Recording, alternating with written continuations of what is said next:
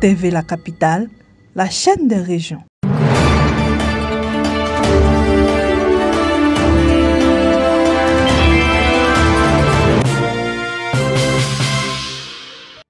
Bonjour chers téléspectateurs, bienvenue sur TV La Capitale, la chaîne des régions. Je suis Aura Laetitia, à présent pour vous les titres.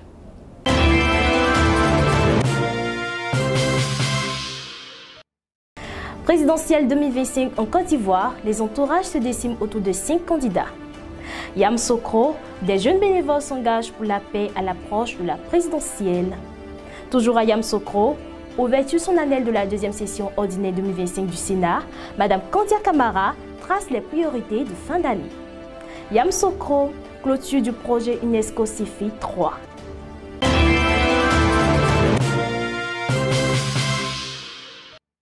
La campagne électorale à la présidence a débuté depuis le vendredi 10 octobre à minuit.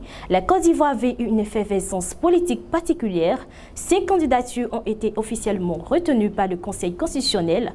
Alassane Ouattara, Simone Evegbagbo, Jean-Louis Billon, Henriette Lagou Adjoa et Awa Domelo. Chacun affine désormais son dispositif de campagne, révélant des entourages aussi contractés que leur vision pour le pays. Quels sont les atouts de ces différents candidats? Suivons le récit de Nesnda.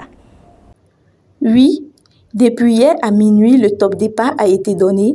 Pour la course de la présidence, en première ligne vient Alassane Ouattara, la continuité du pouvoir. Candidat à sa propre succession, Alassane Ouattara bénéficie d'un appareil politique bien rodé. Le Rassemblement des Oufouettistes pour la démocratie et la paix a lancé une campagne nationale structurée autour d'une coordination régionale étendue. Le message du camp Alassane Ouattara repose sur la stabilité et la poursuite de grands chantiers engagés depuis 2011. Le RHDP compte sur son réseau territorial et sa force logistique pour maintenir sa suprématie électorale. Simone Evegbagbo, la résilience et la reconquête. Face à la machine du pouvoir, Simone Evegbagbo, ex-première dame, mène une campagne ancrée dans la proximité et la symbolique. Sous la bannière du mouvement des générations capables, elle sillonne les régions avec un discours de réconciliation et de justice. Entourée d'anciens militants du FPI et d'un noyau de fidèles restés attachés au combat de la souveraineté. Son entourage privilégie un contact direct avec la population, misant sur la ferveur militante et l'émotion populaire. Jean-Louis Billon, la modernité économique. Homme d'affaires reconnu et ancien ministre du Commerce, Jean-Louis Billon incarne l'image du renouveau au sein du camp centriste.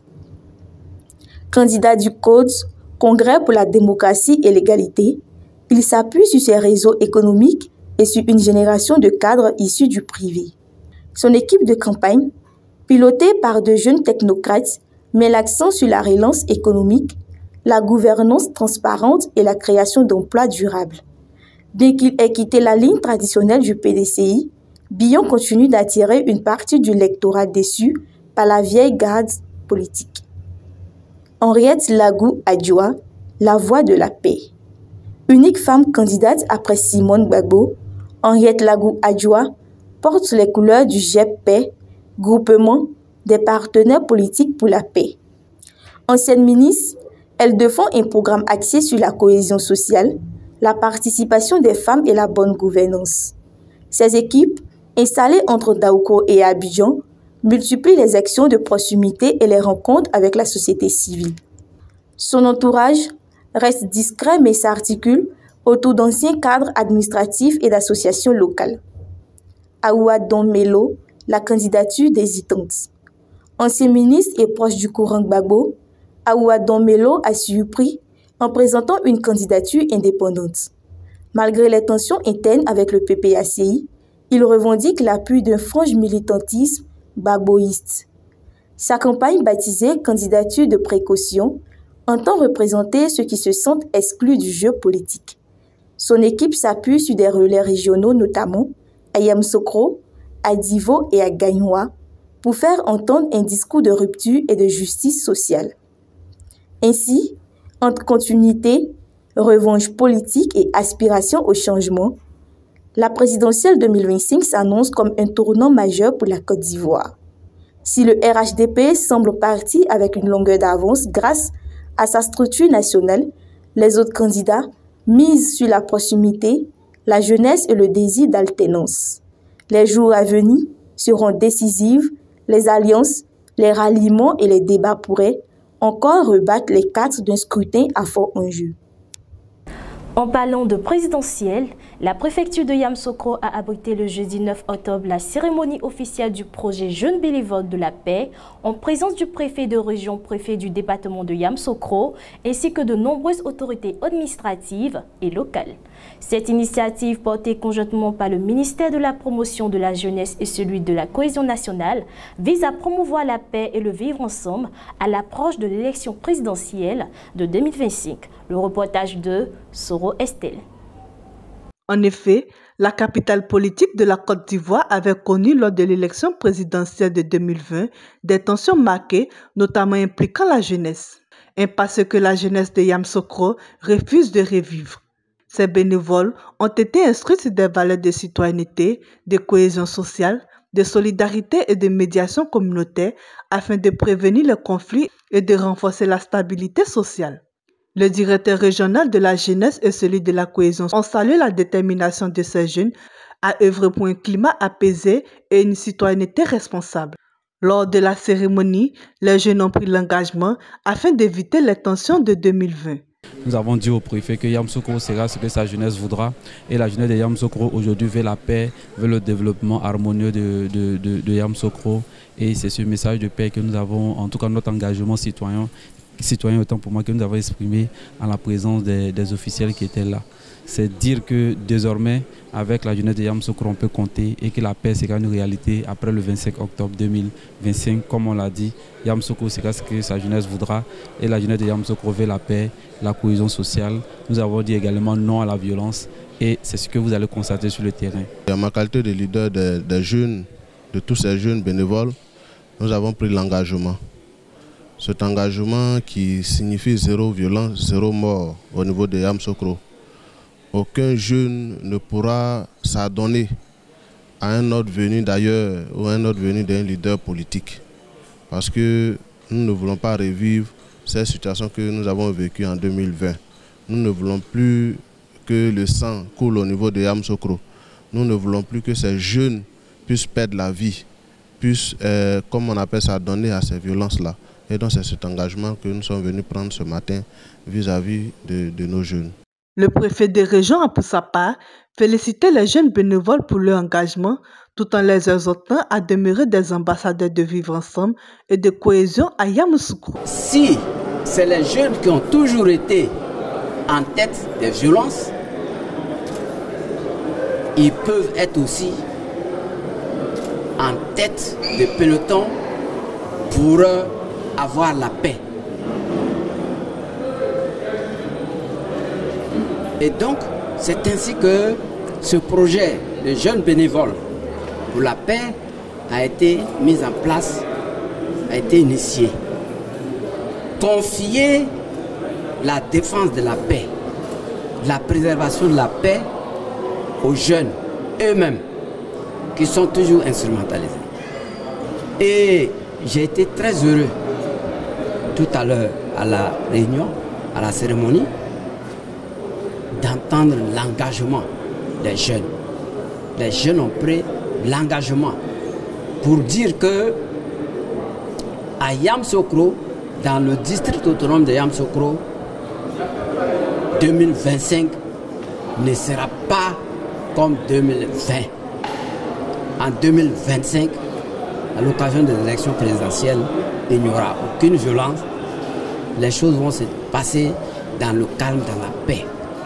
À travers cette initiative, la jeunesse de Yamoussoukro entend rassurer la population sur sa volonté de préserver la paix et la stabilité dans la capitale politique pendant cette période électorale sensible. La Fondation Félix Houphouët-Boigny pour la recherche de la paix de Yamoussoukro a abrité ce vendredi 10 octobre 2025 la cérémonie solennelle d'ouverture de la deuxième session ordinaire du Sénat de Côte d'Ivoire. Le compte rendu de Nesnda. L'événement, présidé par Mme Kandia Kamara, présidente de l'institution, a réuni de nombreuses personnalités politiques, diplomates et coutumières, dans une atmosphère empreinte de solennité et de sens républicain. Dans son allocution, la présidente du Sénat est revenue sur les acquis de la première session qu'elle a qualifiée de particulièrement productive. En effet, 28 projets de loi ont été examinés et adoptés, traduisant selon elle la volonté de la Chambre haute de répondre efficacement aux attentes des populations. Elle a ensuite présenté le programme de la deuxième session au cours de laquelle le projet de loi de finances sera voté. La deuxième session ordinaire 2025, qui s'ouvre ce jour, offre l'occasion à nos chambres de poursuivre la réalisation de ses missions. Au titre de sa mission de législation, le Sénat se consacrera principalement à l'examen des différents projets de loi de finances, notamment le projet de loi portant budget de l'État pour l'année 2026. Dans son discours, Mme Kandia Camara a également lancé un appel à la paix, à la cohésion et au vivre ensemble à l'approche de l'élection présidentielle 2025. Le Sénat n'est pas l'écho des passions. Il n'est pas le miroir des divisions, mais le trait d'union des générations et des territoires.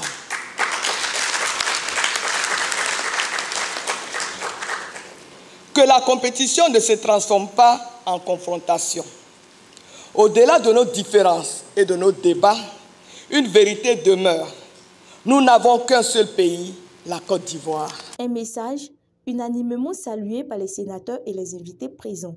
Nous appelons la population à aller aux élections dans la paix, dans la sérénité, et qu'à la fin du scrutin, que le meilleur gagne et que les vaincus puissent aller saluer le vainqueur. Nonobstant tout ce qu'on peut penser, on n'a qu'une seule Côte d'Ivoire et nous, c'est notre pays. On ne pourra pas aller ailleurs. Mais je pense que ce qu'on doit préserver, c'est la famille, c'est l'union, c'est notre pays parce qu'on n'en a pas deux. Les élections se déroulent dans un climat de paix, de sérénité, dans une ambiance de cohésion sociale. L'ouverture de cette deuxième session ordinaire s'annonce donc décisive pour la consolidation du rôle du Sénat dans l'architecture institutionnelle ivoirienne. Sous la conduite de Kandia Kamisoko Camara, la Chambre haute entend poursuivre ses efforts en matière de législation, de diplomatie parlementaire et d'évaluation des politiques publiques afin de contribuer davantage à la stabilité et au développement de la Côte d'Ivoire. Le ministère de l'Enseignement supérieur de la Recherche scientifique, professeur Adama Diawara, a présidé le vendredi 3 octobre 2025 à l'Institut national polytechnique Houphouët-Boigny, l'INPHB de Yamoussoukro, la cérémonie de clôture du projet UNESCO CIFI 3. Initié par l'UNESCO avec le soutien financier du Fonds en dépôt de la République populaire de Chine, le reportage de Soro Estelle. Le projet CIFI 3 est mis en œuvre dans 6 pays africains dont la Côte d'Ivoire à travers des établissements. L'INPHB via son école supérieure d'industrie et l'université Félix Houphouët-Boigny au sein de l'UFS, sciences de la structure, de la matière et de la technologie. Un projet important avec un but bien précis pour l'école supérieure d'industrie, c'est de rendre ces formations encore plus attrayantes et répondre véritablement aux besoins du marché. Mais ce que je voudrais dire au nom de l'INPHB, c'est que ça a été 3 années riches en enseignement, 3 années importantes puisque ça a été un programme qui a touché plusieurs aspects. Ce projet a pour objectif de renforcer les systèmes d'enseignement supérieur et technique en Afrique en améliorant l'adéquation entre les formations et les besoins du marché de l'emploi, tout en consolidant les capacités institutionnelles des établissements et en favorisant l'inclusion sociale et l'égalité des genres. Grâce au CIFI 3, les curricula des filières en sciences et technologies de l'information et de la communication a été entièrement révisité et aligné sur les besoins réels du marché du travail. Le projet a également permis de promouvoir l'entrepreneuriat étudiant, d'offrir des formations complémentaires à plus de 1000 étudiants et de renouer des partenariats stratégiques entre les établissements et les entreprises locales et internationales, contribuant ainsi à l'amélioration des taux d'insertion professionnelle des jeunes diplômés. Le chef adjoint du bureau de l'UNESCO à Abidjan, Jean Bosco Ki, a salué la qualité de la mise en œuvre du projet en Côte d'Ivoire ainsi que l'engagement des acteurs nationaux dans la réussite des activités menées. Comme vous le savez, l'UNESCO, grâce à son mandat unique, agit pour un enseignement supérieur de qualité pour tous, tout en accompagnant les jeunes diplômés dans leur insertion professionnelle. Il est essentiel de rapprocher le monde académique du monde professionnel afin que chaque jeune diplômé puisse transformer ses compétences en opportunités concrètes dans l'avenir. Pour sa part, le professeur Adama Diawara a exprimé sa gratitude à la République populaire de Chine pour son appui financier à l'UNESCO, pour son accompagnement technique ainsi qu'aux 2 établissements ivoiriens bénéficiaires pour leur implication. Tout en procédant à la clôture officielle du CEFI 3, il a souligné qu'il ne s'agit pas d'une fin, mais d'une étape dans la dynamique de transformation du système universitaire ivoirien, appelé à se poursuivre au bénéfice des étudiants et du développement national. Le gouvernement ivoirien s'engage à poursuivre la modernisation des infrastructures pédagogiques.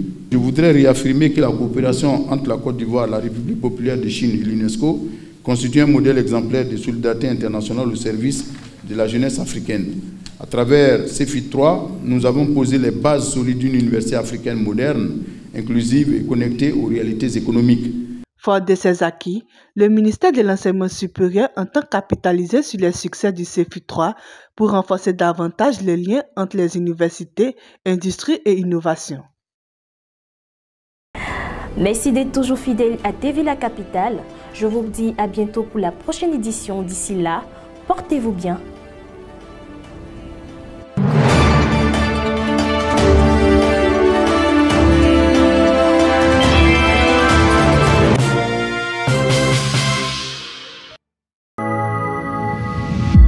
TV La Capitale, la chaîne des régions.